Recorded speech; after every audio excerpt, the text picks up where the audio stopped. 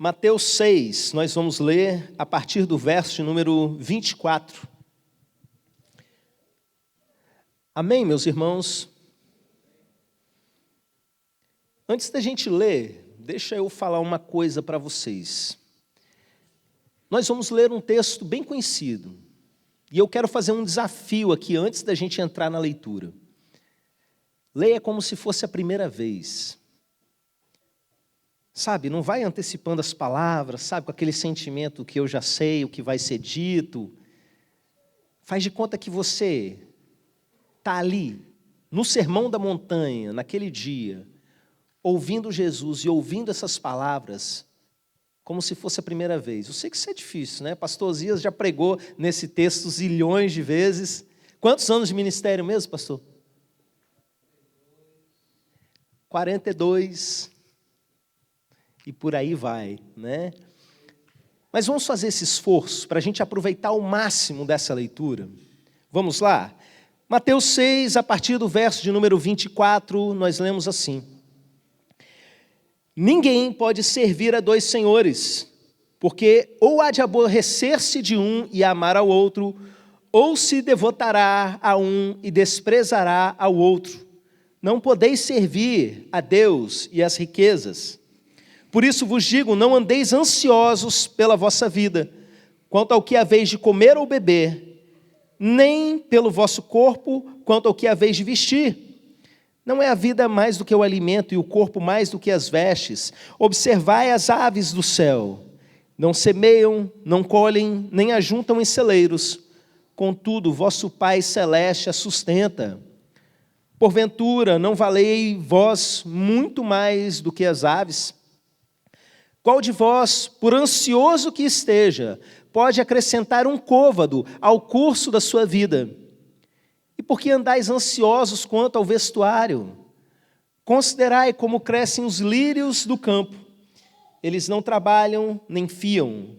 Eu, contudo, vos afirmo que nem Salomão, em toda a sua glória, se vestiu como qualquer deles.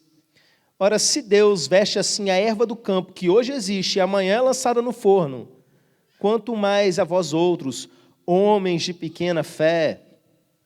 Portanto, não vos inquieteis, dizendo que comeremos, que beberemos, ou como nos vestiremos, porque os gentios é que procuram todas essas coisas. Pois vosso Pai Celeste sabe que necessitais de todas elas. Buscai, pois, em primeiro lugar o seu reino e a sua justiça, e todas essas coisas vos serão acrescentadas. Portanto, não vos inquieteis com o dia de amanhã, pois o amanhã trará os seus cuidados, basta ao dia o seu próprio mal. Amém? Você pode orar pela minha vida nesse momento? Peça para Deus me usar para falar com você, e que você saia daqui alimentado pela palavra do Senhor nessa noite.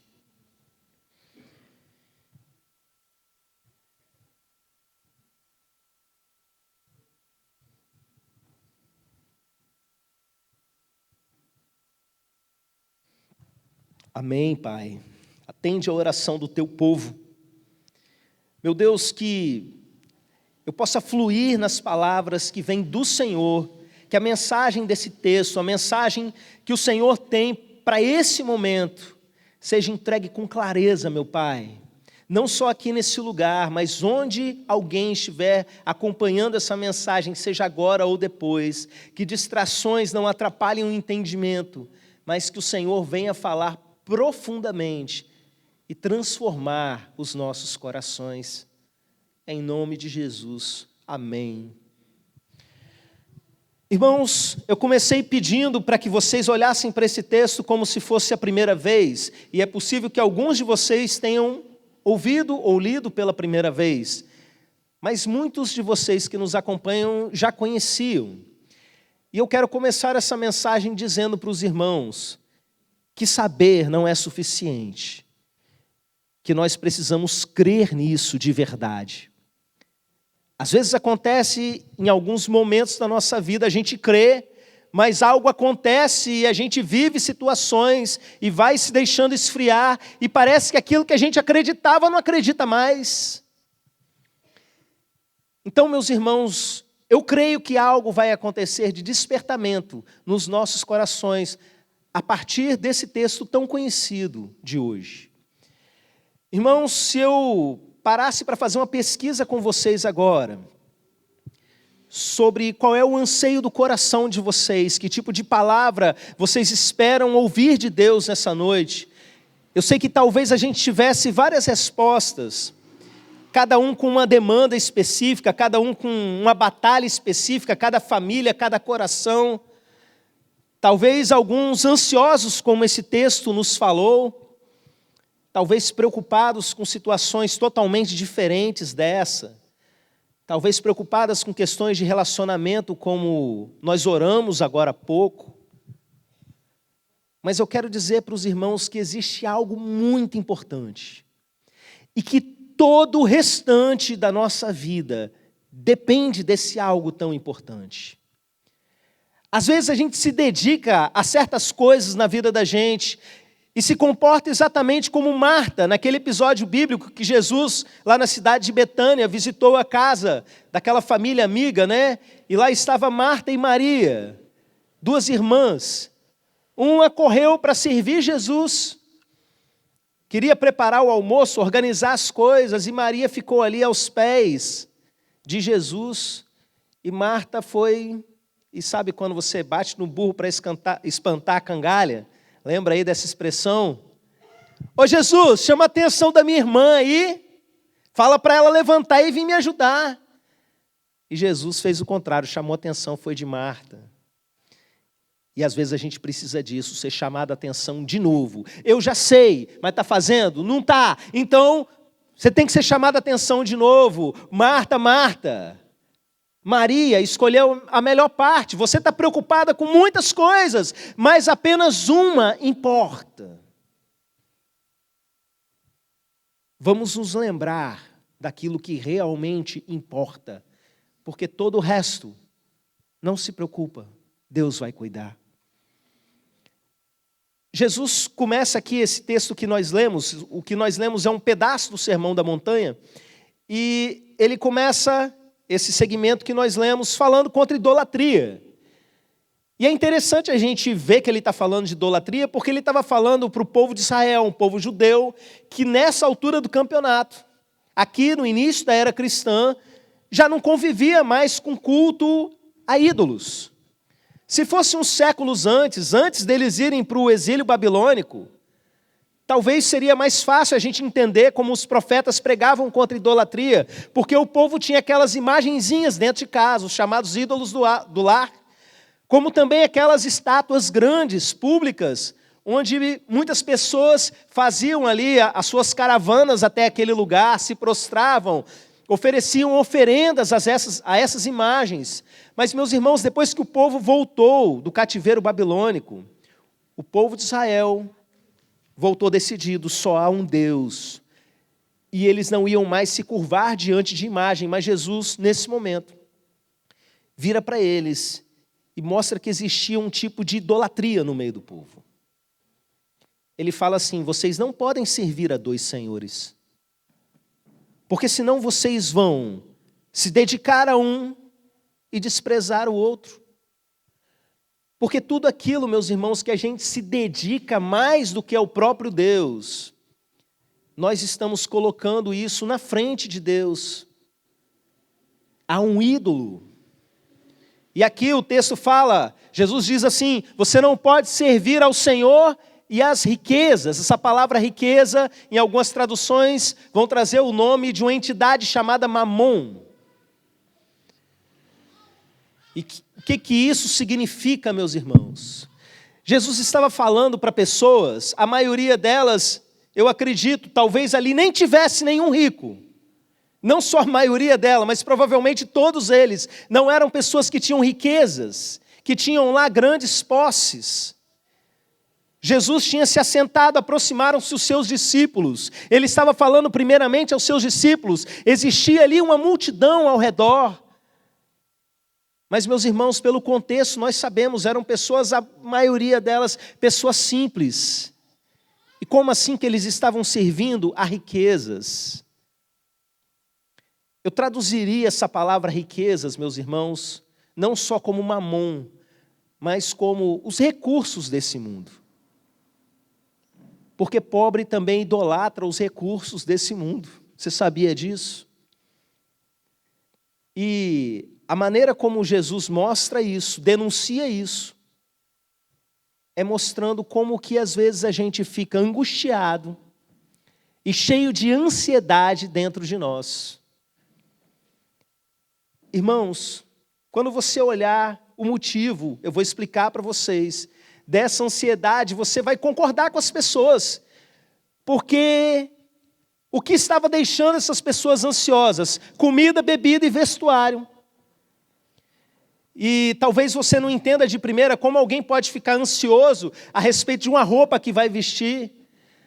Antes da existência da Revolução Industrial, meus irmãos, roupa era uma coisa extremamente difícil de se conseguir. A roupa ia sendo passada dos irmãos mais velhos para os mais novos.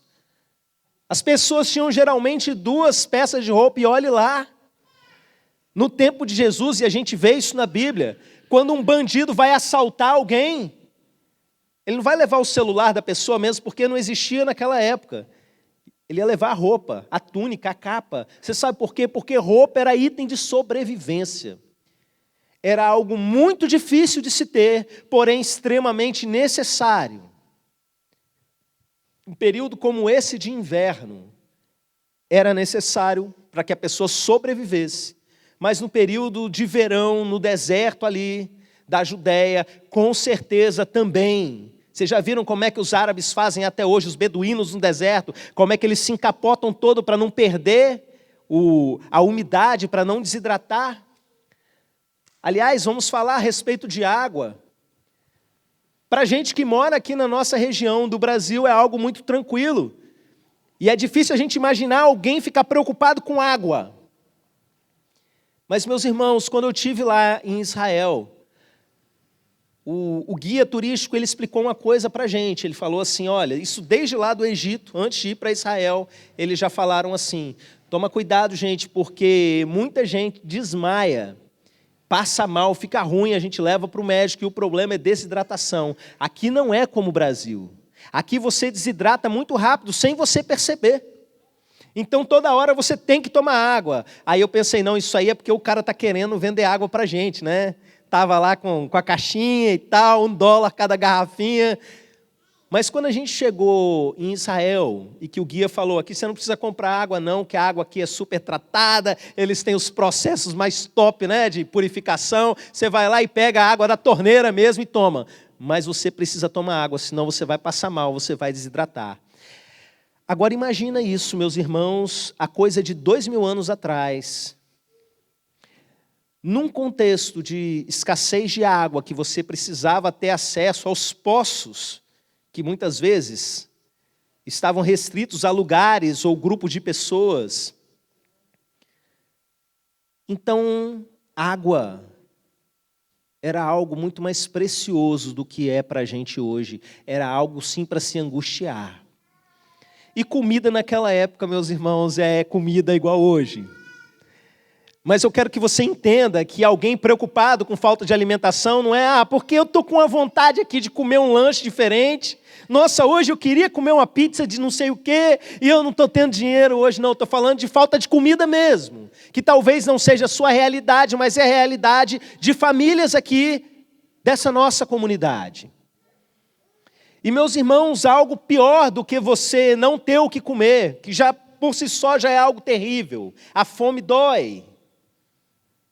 Você vai sentindo o seu corpo enfraquecer cada vez mais e as possibilidades até de você correr atrás de alimento diminuindo. Existe algo pior do que isso, que é a situação de um pai de família que olha para os seus filhos e vê que ele não tem condição de responder aos seus filhos com fome. É dessa situação que nós estamos falando. Um grupo de pessoas que Jesus disse que eles estavam sendo idólatras, servindo demais às riquezas, porque estavam preocupados com o que comer, com o que beber, com o que vestir. Eles não deviam, não? E você? O auge da preocupação deles era isso. Isso fazia com que eles tivessem crise de ansiedade. Já preocupado, eu comi hoje, o que eu vou comer amanhã? Acabei de dar comida para os meus filhos hoje, bebemos o resto da água que tinha. A roupa do meu filhinho aqui já está nas últimas. E amanhã, como vai ser? Você tem os anseios do seu coração, você tem as suas preocupações. Talvez não sejam as mesmas, mas a realidade acaba sendo a mesma para cada um de nós. E o que Jesus diz para eles é: não fiquem ansiosos, não fiquem preocupados com o que comer, com o que beber, com o que vestir. Sabe por quê? Porque os gentios é que vivem assim. Como assim? Que negócio é esse de gentil? Os gentios eram como os judeus chamavam os outros povos não judeus. Mas nesse contexto, meus irmãos, eu quero que você entenda que nós hoje somos gentios, por exemplo, para eles. Mas nesse contexto, quando se fala de gentios, são todos aqueles que não tinham Deus. Então, olha só, Jesus está dizendo, esse negócio de viver com ansiedade, esse negócio de viver preocupado com essas coisas, é coisa de quem não tem Deus. É pesado isso. Mas deixa eu te lembrar uma coisa que você sabe, que você já cantou hoje, mas precisa cair a ficha. Você tem pai. Você sabe quantas vezes ao longo desse texto a palavra pai se repete? O seu pai que está no céu, o seu pai celeste, ele sabe de tudo aquilo que você precisa.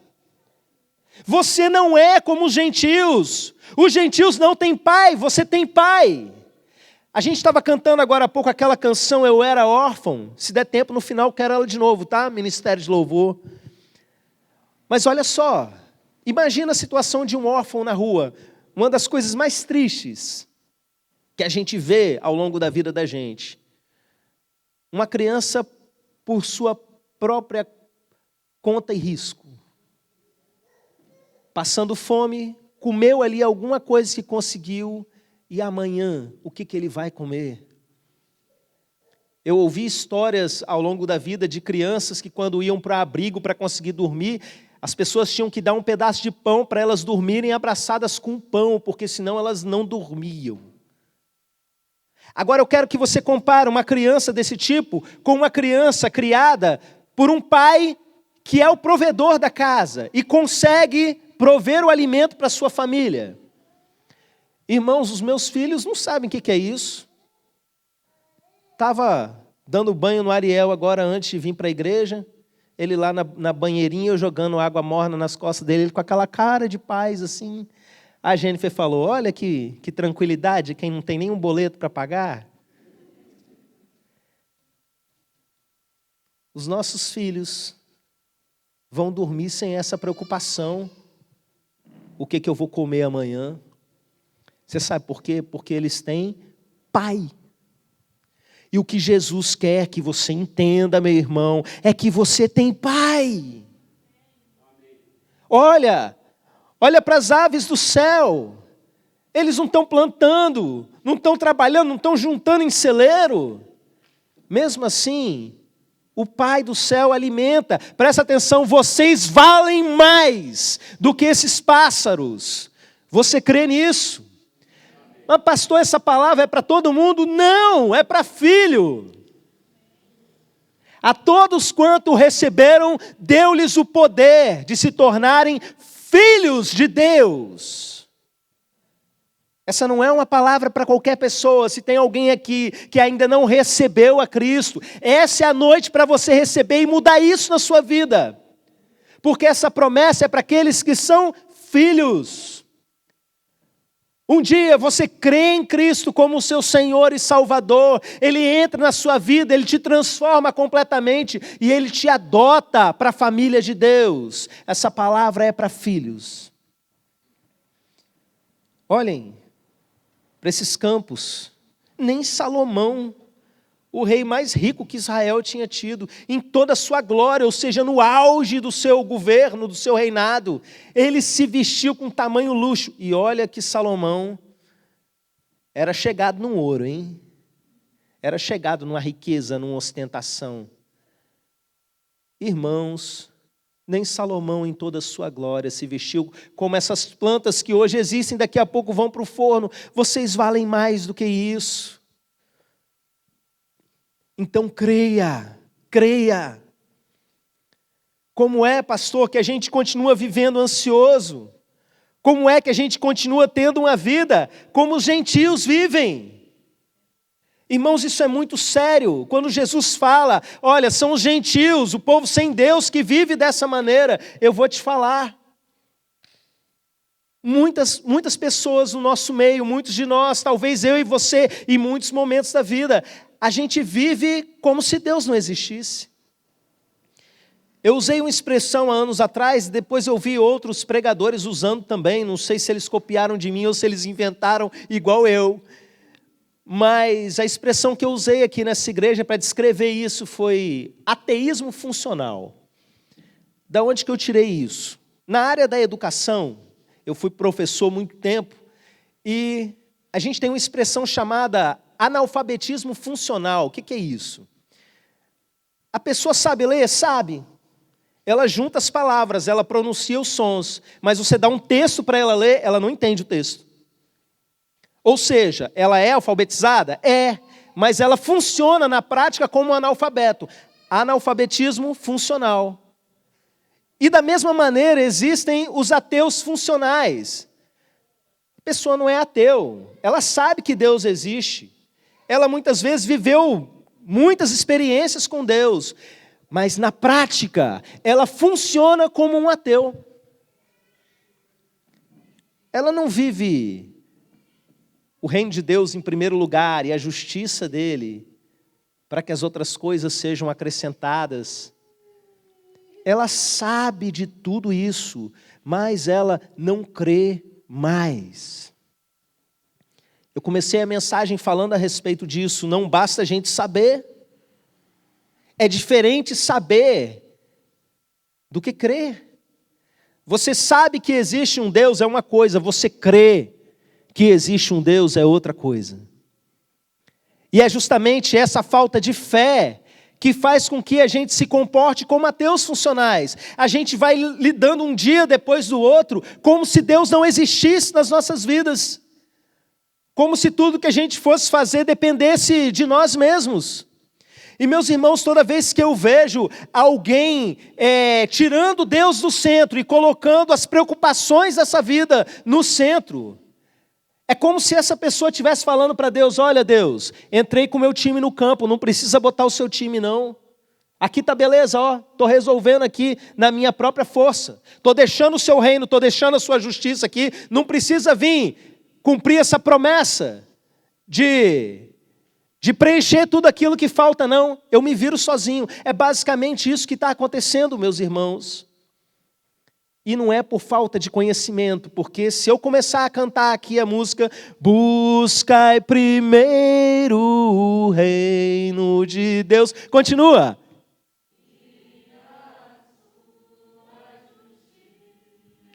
Todo mundo sabe. Todo mundo sabe. Eu me lembro uns anos atrás, quando eu orava a respeito do momento do culto, dos dízimos e ofertas, um domingo à tarde, me preparando para o culto, Deus ministrou algo no meu coração e Ele me mostrou que o problema da igreja não era falta de informação a respeito disso. Que todos os irmãos, eles sabiam a respeito de dízimo, eles sabiam a respeito de oferta, eles sabiam de tudo isso, e que o problema não era falta de informação, falta de ensino, era falta de fé. As pessoas não estavam acreditando que se elas entregassem o dízimo, que se elas entregassem a oferta, Deus iria suprir todas as nossas necessidades. O problema era de fé. Eu achei aquilo muito estranho, eu compartilhei com a igreja naquele domingo e alguns outros depois. Mas algum tempo depois, naquela mesma época, um casal me chamou para conversar e eles vieram me falar que estavam passando por grande dificuldade financeira e que tinham parado de entregar o dízimo. E você sabe o que é pior, meus irmãos? esse casal começou a me dar testemunho de situações piores que eles tinham passado antes, muito mais sérias, muito mais sofridas, e que eles viveram grandes experiências com Deus, ofertando, entregando dízimo e tal, e deram testemunho, e viveram até aquele momento dessa maneira. E de repente, numa provação bem menor comparada, eles não estavam entregando. Não é porque eles não sabiam, eles não criam. O marido ficava balançado e a mulher, mas não, é porque a situação está difícil. A gente fica numa situação assim, complicada, né? Você está passando necessidade, a gente vai ajudar. Mas parece que a gente, como pastor, está querendo explorar o povo. Não, meus irmãos. A gente precisa caminhar pela fé. Esse é o centro, meus irmãos, de tudo isso que nós estamos falando nesse momento.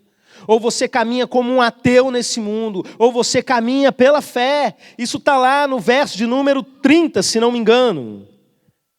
Quando Jesus, abre aí, no texto que nós lemos agora, o verso 30, quando ele diz assim: ora, se Deus veste assim a erva do campo, que hoje existe e amanhã é lançada no forno, quanto mais a vós outros, homens de pequena fé.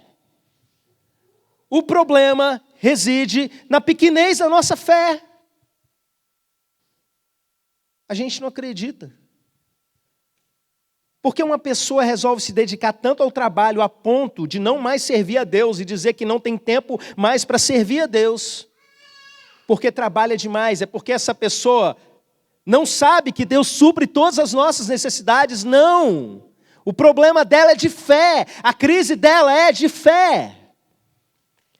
Por que a gente deixa de orar o tanto que a gente precisava? Ao longo da nossa caminhada cristã, a gente aprende tanto sobre oração. A gente aprende sobre oração no monte, a gente aprende sobre a oração no silêncio, com a porta trancada. A gente aprende sobre oração na madrugada, que oração é mais importante do que sono. Mas, meus irmãos, não é por falta de saber. Quando o nosso coração esfria e a gente não está mais orando como deveria, a nossa crise é de fé. Homens de pequena fé.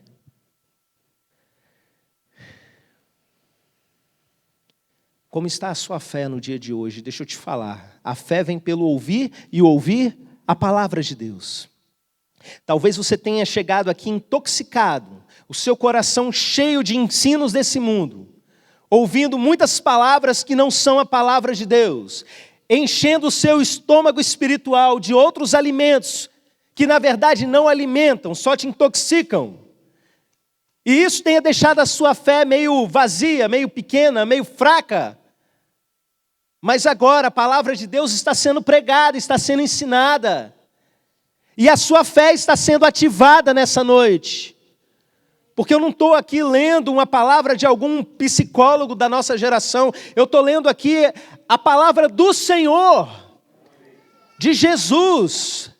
Aquele que disse, nem só de pão viverá o homem, mas de toda a palavra que sai da boca de Deus. Então creia, meus irmãos, que o simples fato de você ouvir a palavra, se alimentar dessa palavra, mastigar essa palavra, engolir essa palavra, a sua fé já começa a ser restaurada nesse momento. Mas a fé, ela também é semente. O que isso quer dizer? A semente precisa ser lançada, ela precisa ser semeada. Você precisa colocar a sua fé em prática. Tiago, quando ele vai falar a respeito da fé, ele fala que uma fé sem obras, ela é morta.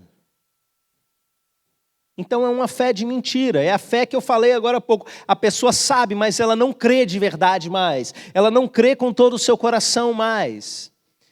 Alguns acham que a fé, eles definem mais ou menos assim, é você acreditar tanto numa coisa que a mão de Deus vai se mover na sua direção para fazer algo.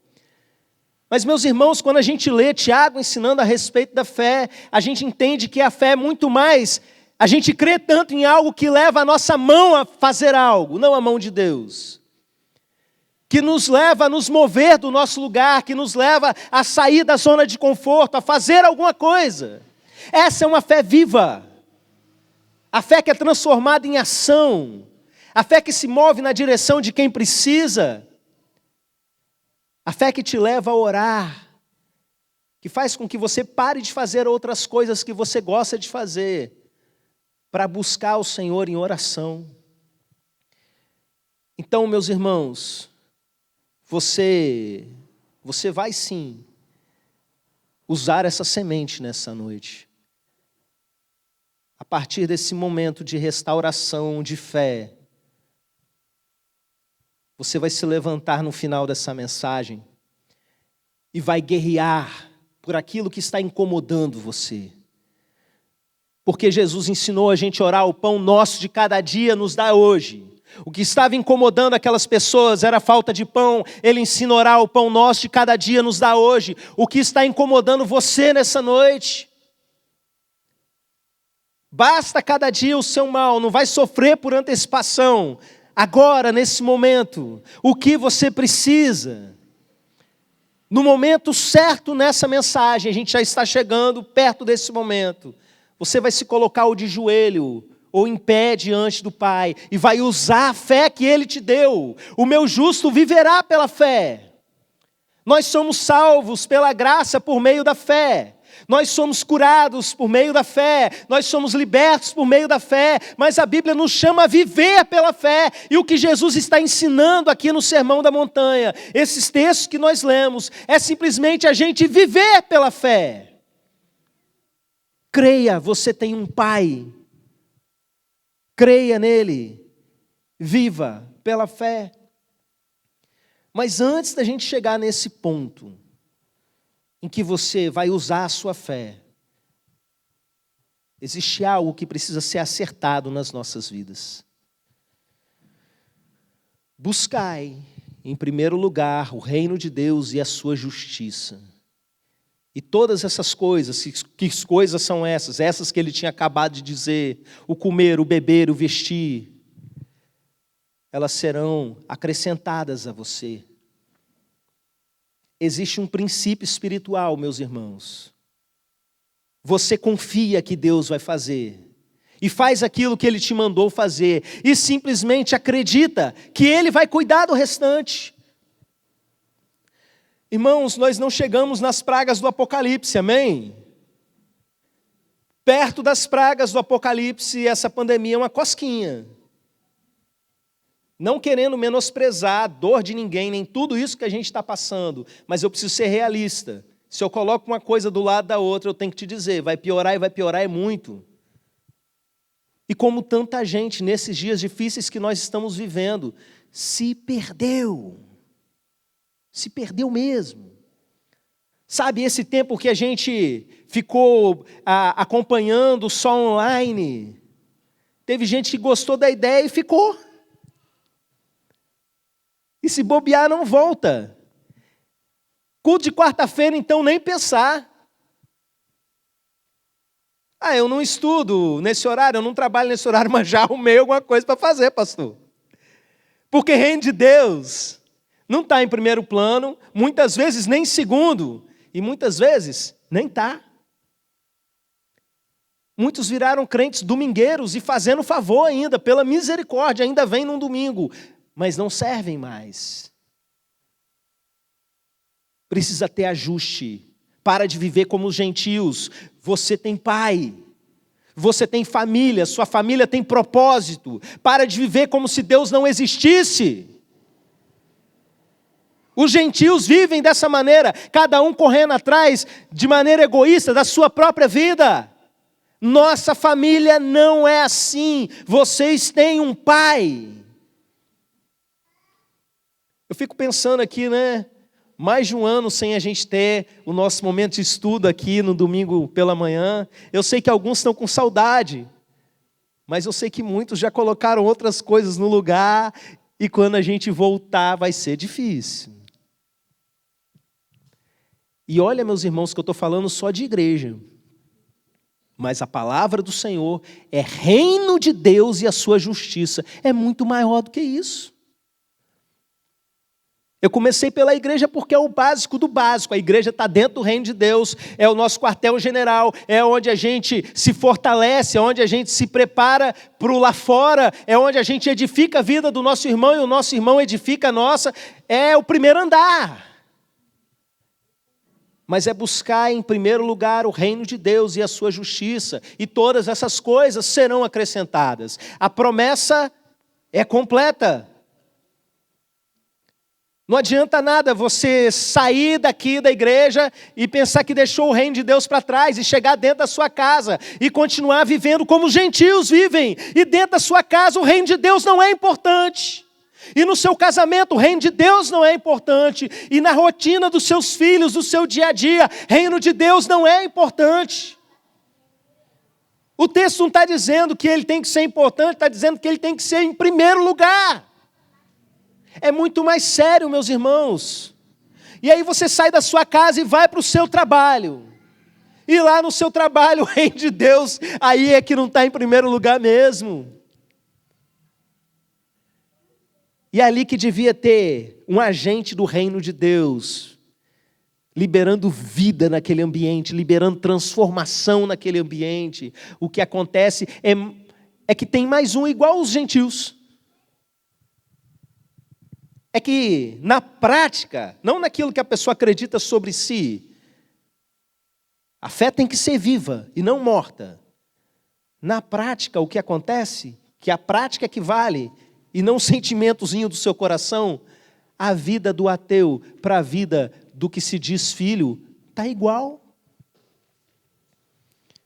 Então entenda, a gente vai sim guerrear em oração, a gente vai batalhar pela fé sim, mas antes de tudo você precisa acertar a sua vida e parar de viver como os gentios vivem. E se acertar de verdade, colocar o reino de Deus na sua vida, onde ele deve estar, e aonde ele deve estar em primeiro lugar. Eu quero convidar a igreja a se colocar em pé. Ministério de Louvor, pode vir. Nós cantamos sobre adoção e nós vamos cantar de novo. Porque você tem pai, você precisa ser lembrado disso. E você precisa não só ser lembrado, mas você precisa crer nisso.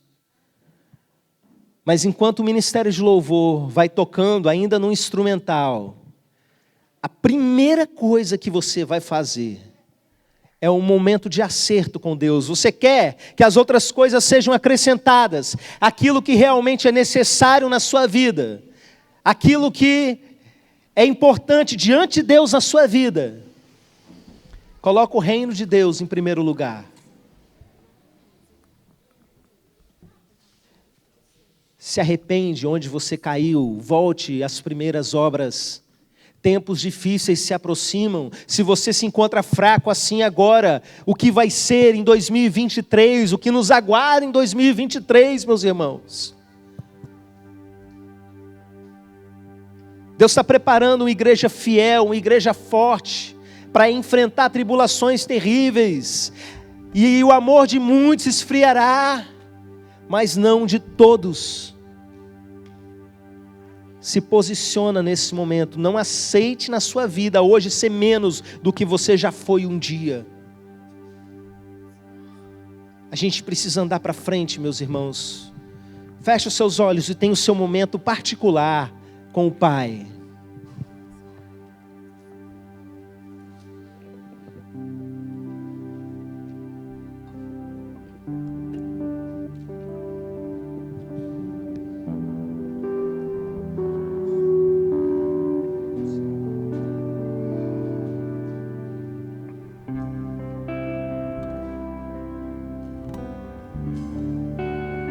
Quebrante o seu coração. Toma decisões nesse momento. Fala, seja objetivo diante de Deus. A partir de hoje eu tiro isso e coloco o teu reino. A partir de hoje eu corrijo isso que está errado e coloco o teu reino no lugar. Tome decisões.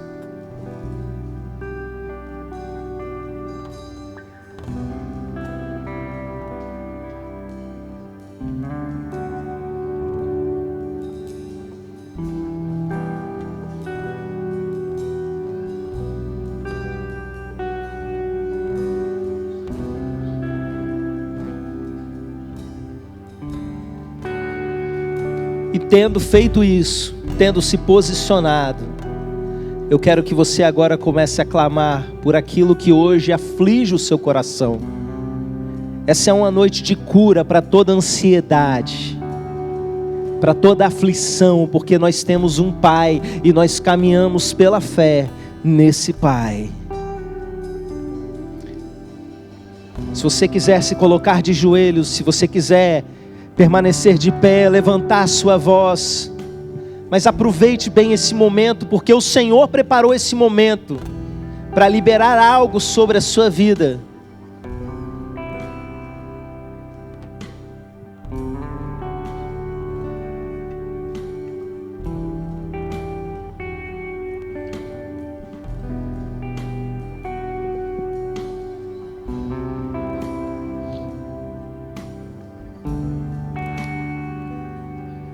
Nosso Pai que está nos céus, como é bom poder te chamar de Pai. Como é bom saber que nós não somos órfãos mais, que nós encontramos família e temos um Pai que dá valor para a gente, mais do que as aves do céu, mais do que os lírios do campo. Obrigado pelo teu amor, porque o Senhor nos ama e o Senhor tem cuidado de cada um de nós. Nós nos arrependemos, meu Pai, pela frieza do nosso coração, porque deixamos a nossa fé enfraquecer muitas vezes, porque priorizamos outras coisas nas nossas vidas, deixando de lado aquilo que o Senhor disse que era o principal. Vem nesse momento, Senhor, ouvir a nossa oração, a oração de cada coração arrependido, de cada um que assume uma nova posição nessa noite, que toma decisões diante do Senhor. E a partir desse momento, meu Pai, vem lavar toda ansiedade, vem retirar toda preocupação, vem retirar todo medo. Nós apresentamos diante do Senhor aquilo que nos tira o sono, aquilo que nos causa úlcera, aquilo que nos causa transtorno. Nós apresentamos diante do Senhor, aquilo que muitas vezes nem nós mesmos entendemos, meu Pai, nós apresentamos diante do Senhor, porque o Senhor leva as nossas ansiedades, o Senhor derrama paz quando nós precisamos, o Senhor derrama em nós a confiança que nós precisamos. Meu Deus, cada coração que chegou ao culto dessa noite, ansioso, aflito, que nesse momento receba do Senhor a tua paz, que receba do Senhor essa palavra de que o Senhor os ama e que eles têm um Pai, e que o Pai dá valor. Obrigado, Pai, obrigado por essa palavra, obrigado pelo sermão da montanha, e obrigado porque a tua palavra é viva. Contudo, aos que receberam e aos que creram em teu nome,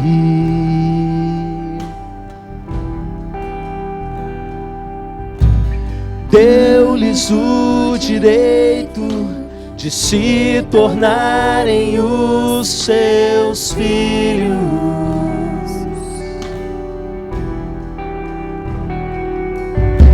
O Espírito de Deus testifica com o nosso espírito que somos os teus filhos, que somos os teus filhos, que somos os teus filhos, que somos os teus filhos.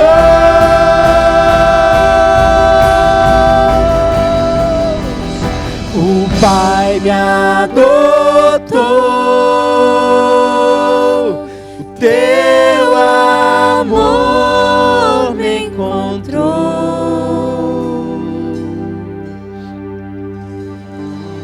Eu era órfão, hoje sou filho.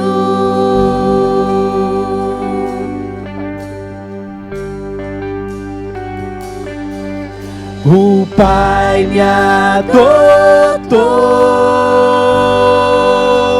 o teu amor me encontrou.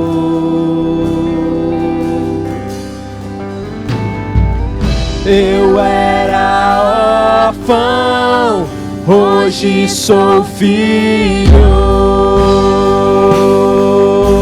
Você que se sente filho dele, adore a ele nesse momento. Você que crê que tem um pai cuidando de você, levante a sua voz, glorifique o nome dele. Reconheça o amor, reconheça o cuidado.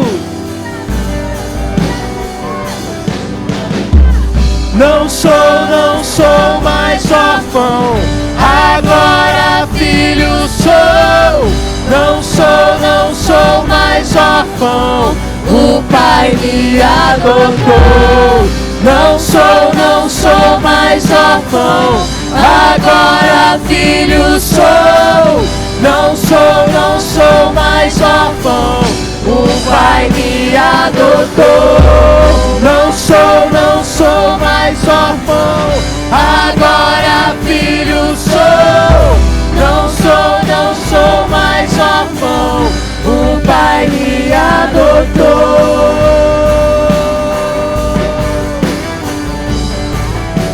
O Pai me adotou.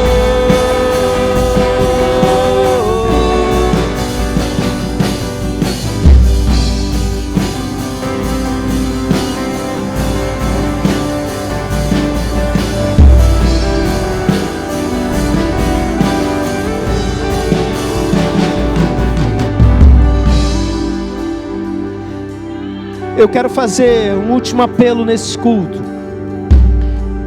Eu falei durante a mensagem que essa promessa é para quem é filho, e talvez isso tenha doído no seu coração, por não saber realmente se você é filho.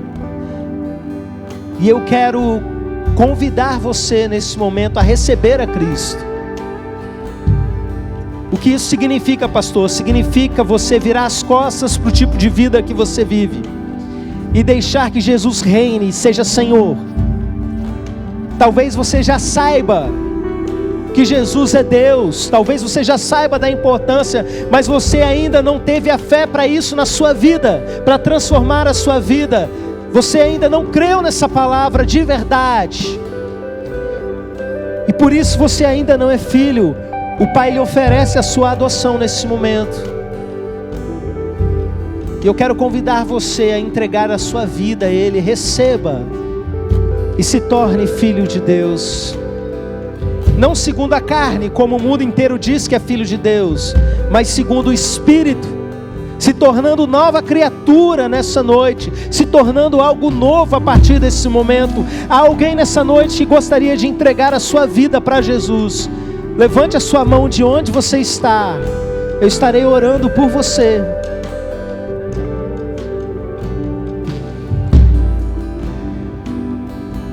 Agradecemos, meu Pai, porque o Senhor é o nosso Pai, o Pai nosso que está no céu, que tem cuidado de nós e que tem nos feito irmãos, que tem nos feito família do Senhor.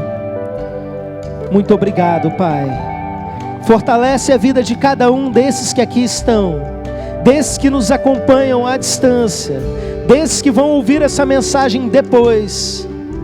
Que a fé de todos eles seja fortalecida e renovada nessa noite. Em nome de Jesus. Amém. Amém.